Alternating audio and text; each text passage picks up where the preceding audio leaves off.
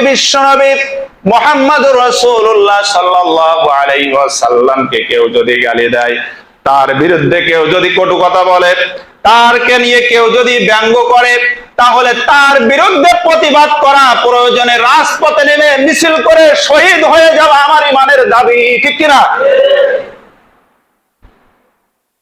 রাসূলের সুন্নাতের বিরুদ্ধে কথা বলা হয়, টকশোতে কত বুদ্ধিজীবীরা বিভিন্ন ভাবে ইসলামের কটূক্তি করে,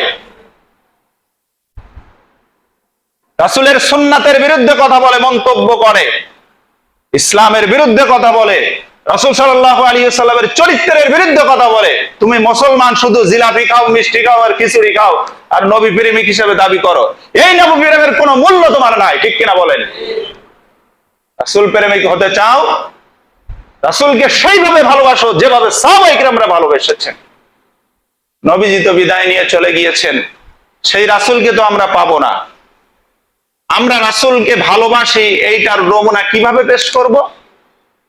আল্লাহ তাআলা সে কথা বলেছেন সূরাতুল আহজাবের 21 নম্বর আয়াতে। আল্লাহ তাআলা বলছেন, লাকাদ কানা লাকুম ফি রাসূলিল্লাহি উসওয়াতুন হাসানাহ, তোমাদের জন্য সবথেকে আদর্শ গ্রহণ করার জায়গা হলো তোমাদের রাসূল।